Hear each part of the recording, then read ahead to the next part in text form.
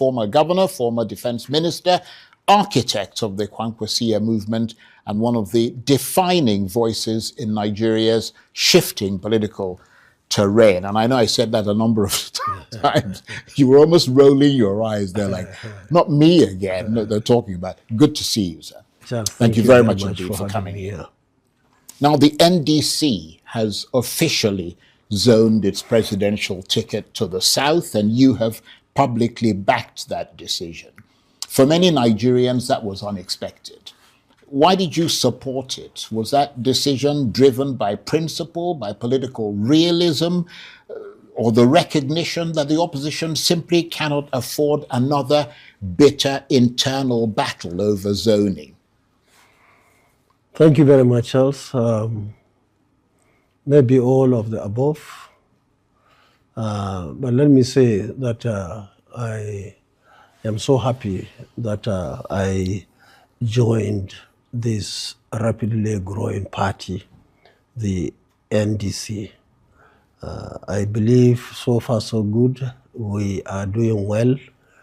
And I met people that I can call like minds, ranging from the leader of the party, Senator Dixon, the former governor of Bayelsa State, of course, Peter Obi, the former governor of Anambra State, and many other leaders that are today in our party. And I believe that many more are coming. And I'm happy to say that right from day one, we sat down together, we looked at the situation on the ground in this country, and we decided to take some major decisions, including what you just mentioned, that is zoning the presidency to the south for 4 years. And of course, after that, the presidency will rotate to the north. We are very happy that we are loyal party members wherever we find ourselves. We realized even before we joined the party was contemplating to zone it to the south for many obvious reasons. And therefore, almost all of us joining from the north, we accepted, because as it stands now, people are debating. Some would say it should come to the north. Others would say it should go to the south.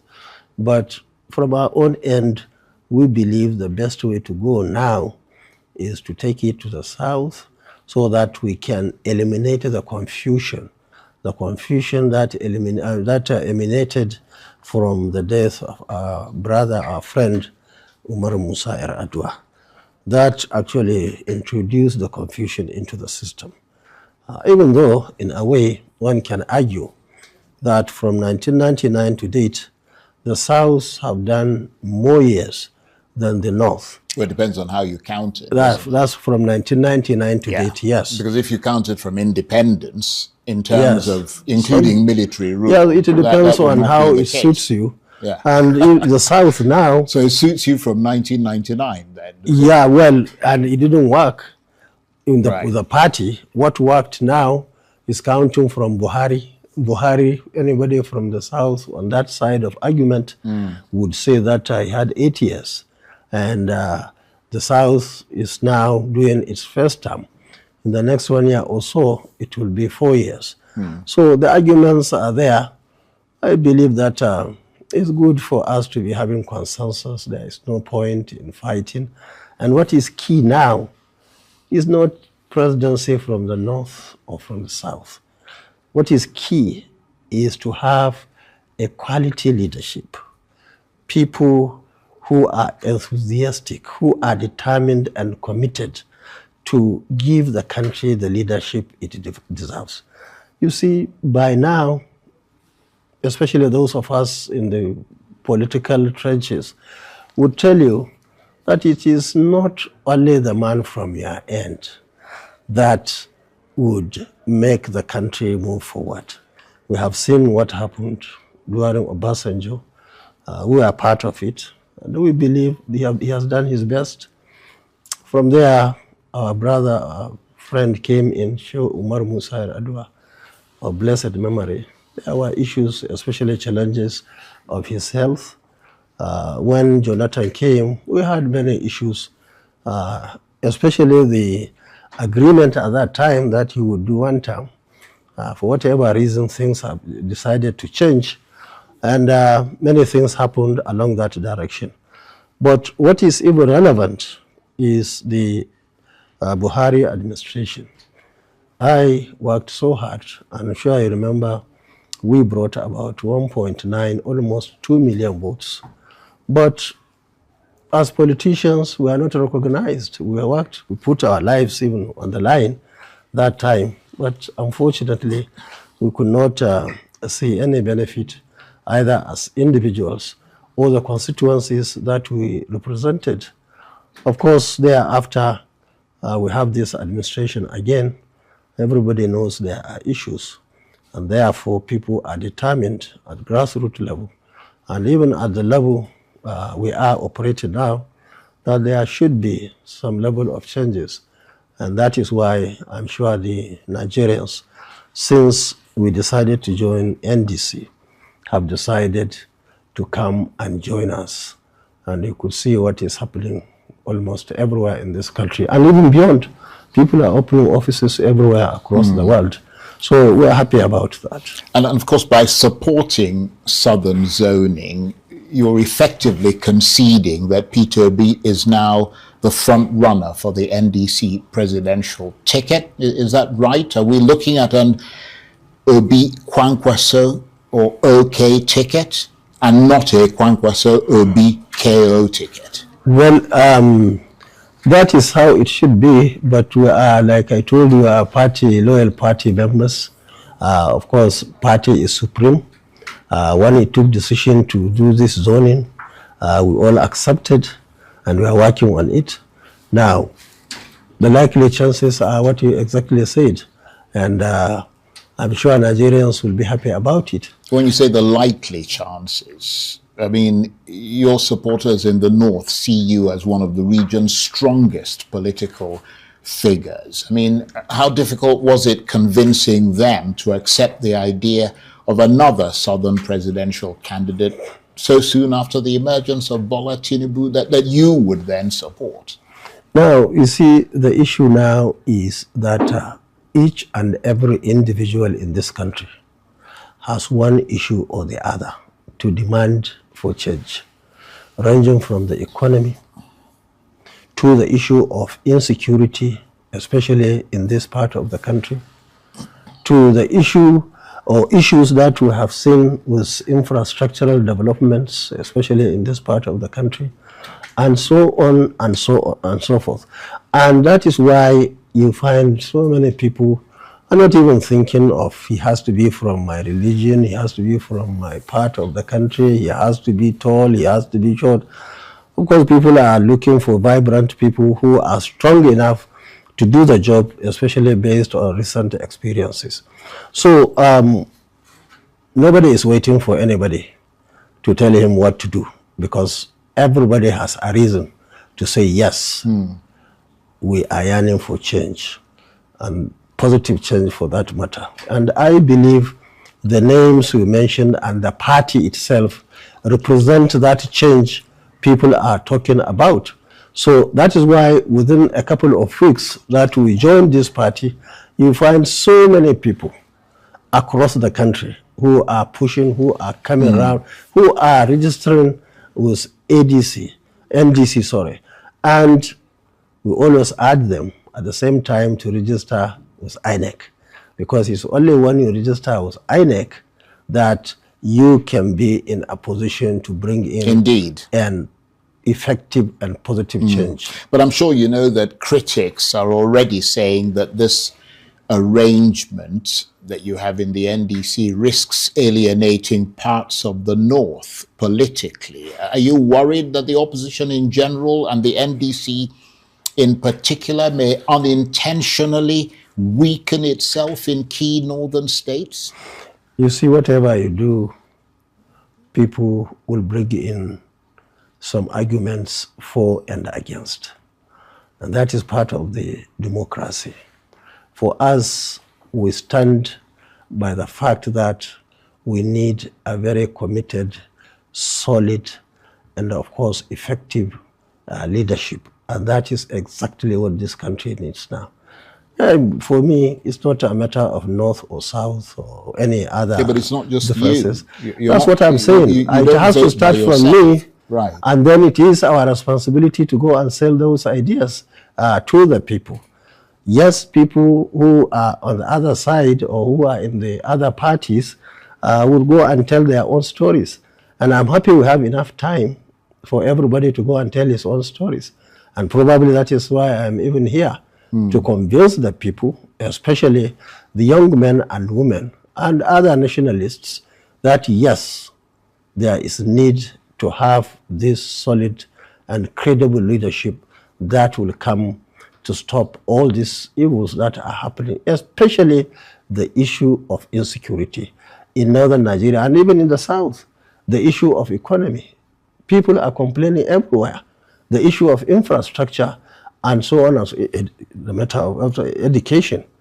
That's the area that I'm very much interested in. And I can tell you, as a former Minister of Defense that you mentioned, I am even shocked and surprised by what is happening. What would you do differently? If our soldiers, I can tell you, our soldiers, the military that we have in all the parts of this country are people who are well trained, locally and internationally. They are determined to do the right thing. I think, in my opinion, what is lacking is the political will. And both of us, my humble self and Peter Obi, have agreed to tackle that issue head on to ensure that there is peace and stability in this country. So let me ask you this, definitively, ineluctably, if Peter Obi eventually becomes the NDC candidate, your role would be that of his running mate. Is that clear? I told you right from the beginning.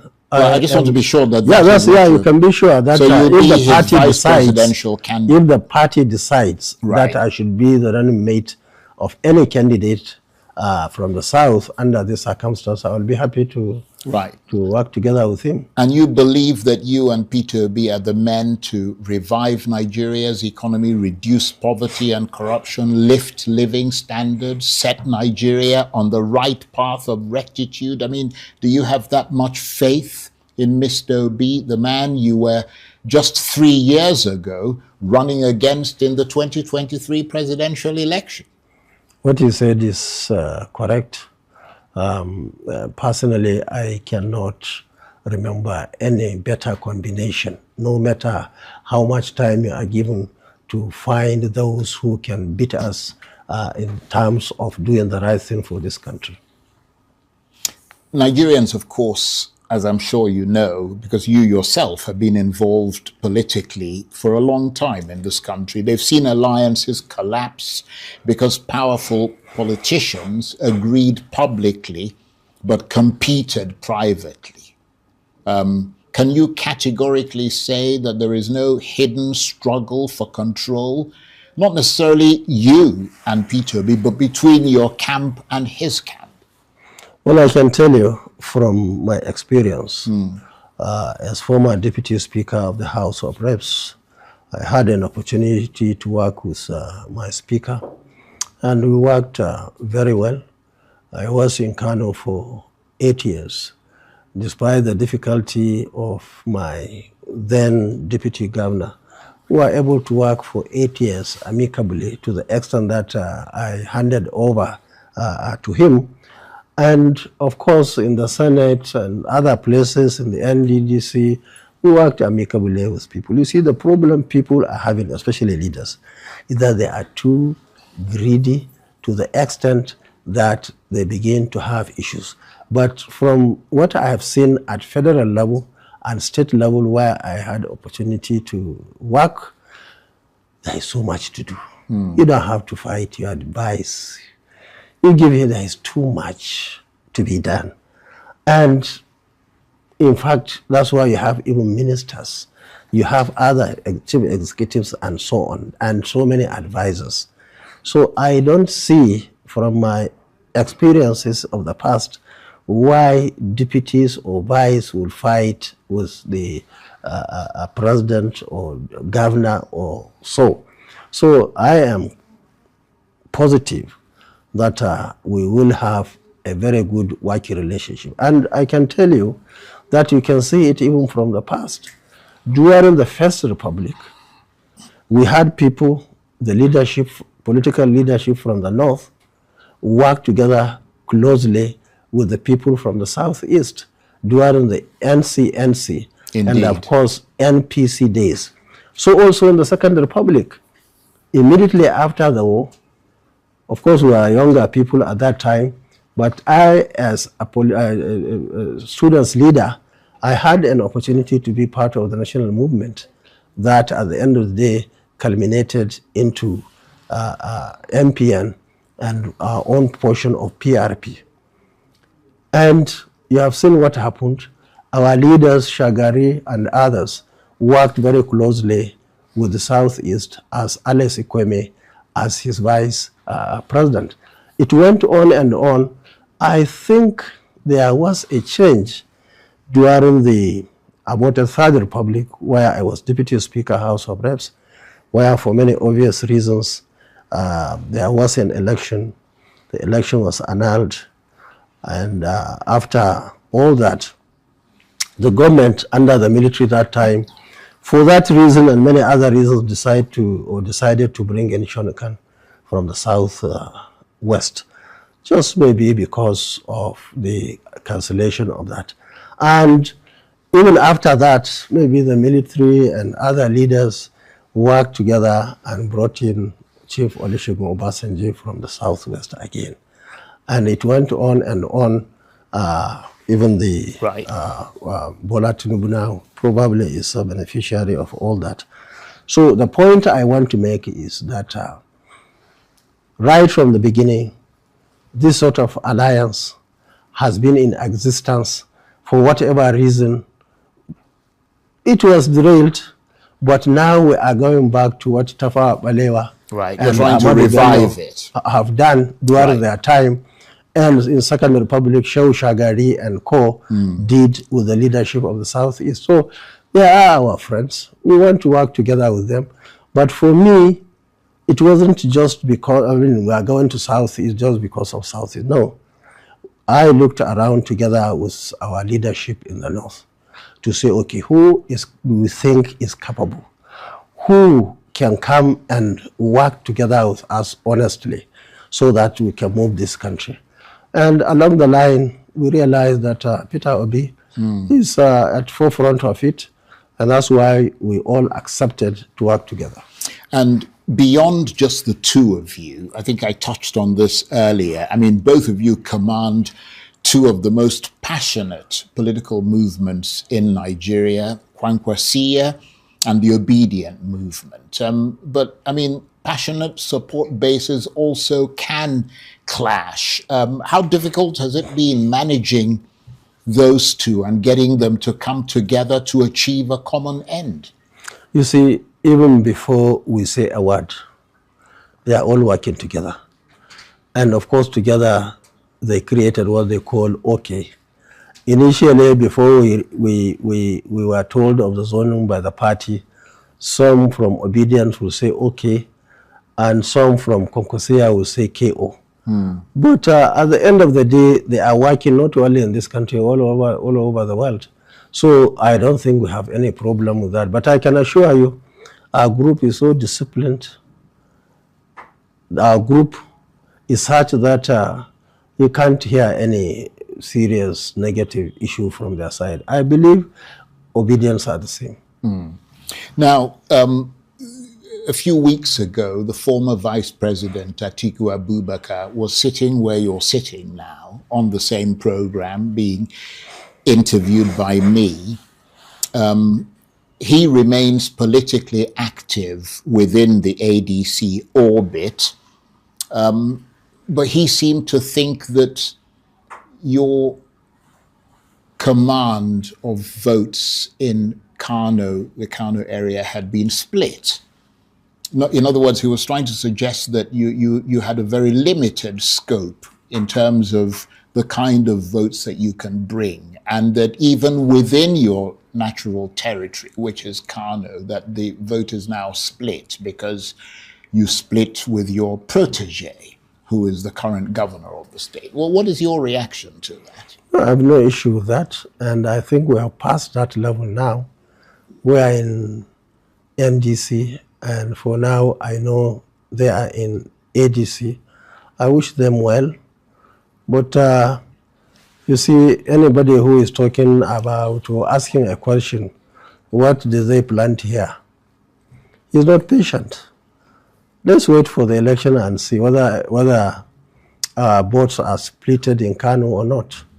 But the opposition has effectively split into two competing opposition blocks now, because, I mean, you're very influential in the north. Nobody can deny that. And in many other parts of the country. I mean, but Atiku Abubakar is also very influential. He's in the ADC, you're in the NDC. The vote is split.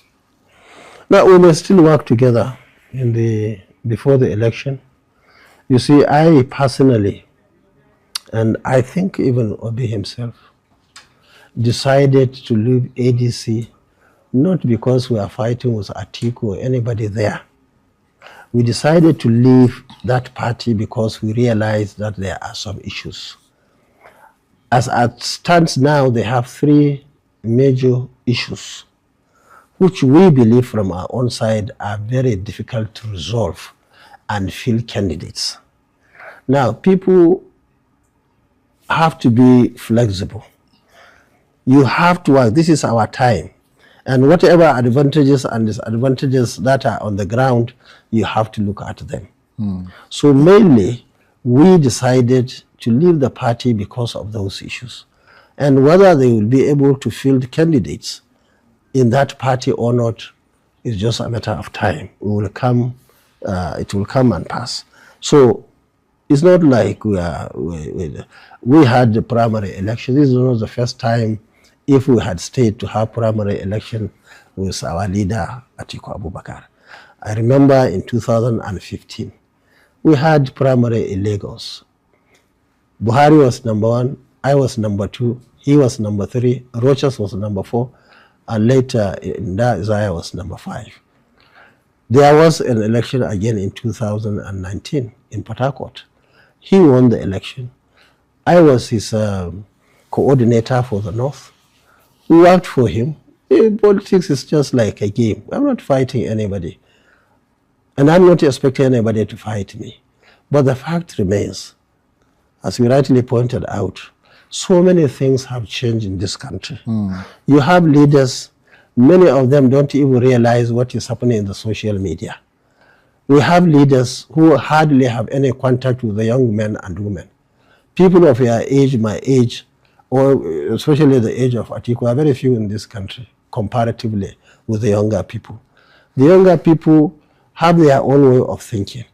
Even our children, you will be surprised, even 2023 election, in my own house, my own daughter was telling me to go and work with Peter Obi. She didn't say she was obedient, but she wanted me to work together with him. Now, and vice versa, you'll be surprised, even in your house or anybody's house in the south, there may be Kwankwassiyya people there you wouldn't know. Maybe a watchman is Kwankwassiyya. Maybe a house boy that cooks for you is a Kwankwassiyya. Unless he knows you are interested, he will not tell you because he doesn't want to offend you. Indeed. So, you see, there is a lot happening in this country. But people at that level we are talking about don't even understand. People are talking of religion, people are talking of ethnicity, people are talking, especially those of us at that level, at our ages. But the younger people are looking for the right leadership for this country. And I think they're absolutely right. Well, let's talk about the APC, because that is the one party that you appear determined to remove from power. Its supporters, the APC supporters, argue that while the opposition keeps reorganizing itself endlessly, the ruling party is consolidating power quietly and strategically. What is your reaction to that? They're building resources, they're building structures.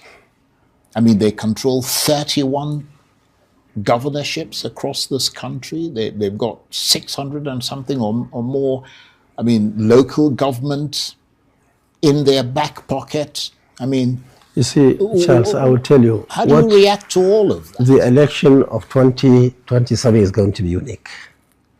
Election will be between Nigerians and, I don't know whether to call them the leaders or the operators or whatever. That's what is going to happen. It's not going to be between a party, this party, and that party. Now, I can tell you for free that our governors, most of them, I wouldn't say all, have made so much mistakes politically. To the extent that most of them are not with the people. And that's why people are yearning for change. I can tell you what stands today is all the governors, the 33, the 36, whatever number they are relying on Bola Tinubu to win election. And he himself, my senior brother and good friend, is also relying on the governors. The question is, which governor? Where are the governors now? With due respect and due humility, they made so many mistakes. What happened? So also at the leadership level, you see, if you are a president, if you are a governor, try and look for credible people who relate with their the constituencies. Because people see president through the faces of their representatives in government. If you go to Kano, for example, people see President Bola Tinubu through the face of Ganduje, through the face of Abba the governor now, and so on and so forth. Now you ask the question, how do our people see them? That's the question. And it applies to all the states. Now people believe if you are a governor, you can do anything. But that is not correct, especially now, where eyes don't open now. People are looking for a way out. People are not happy with the status quo, and they are working so hard to change the status quo. So ab initio, there was problem at national and problems at state level. Many people believe money is everything. Money is just part of one pillar in election. Yeah, you have them, they are an important thing in But there are other important things that are key.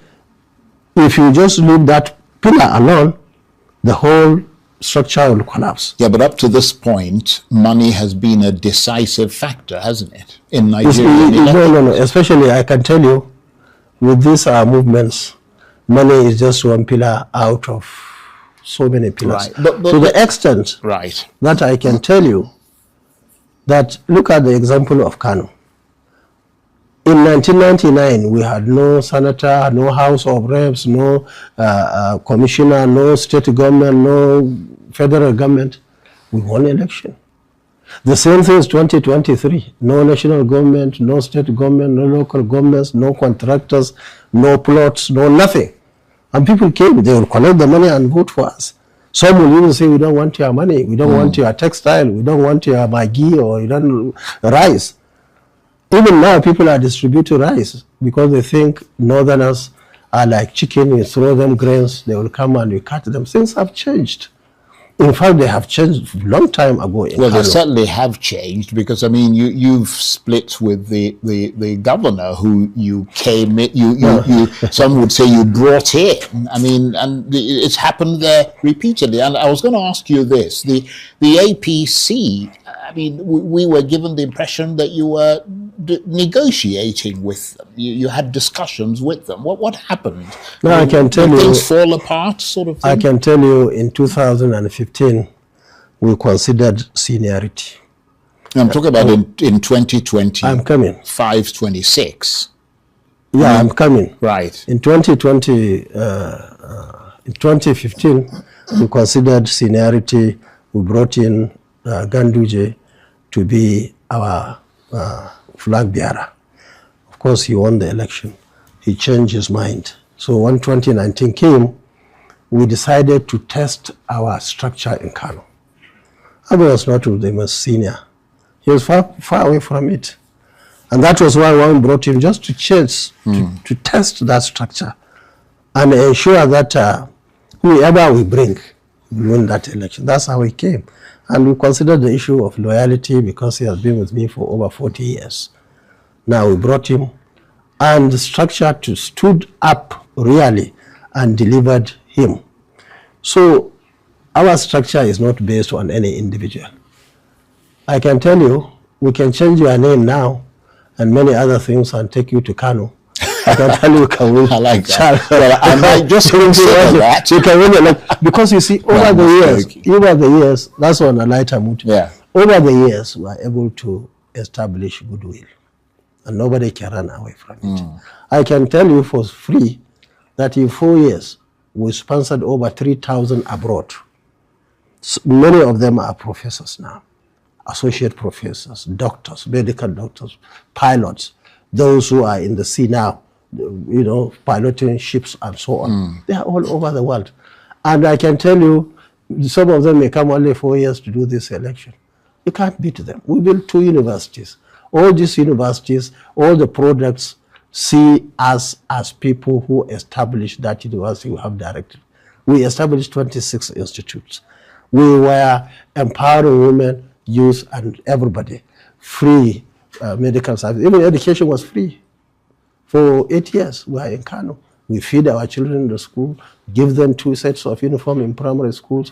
We sponsored them locally, private universities, at least 5 private universities, and federal universities. So you see, and these are the sort of things we wanted those governors coming up to emulate.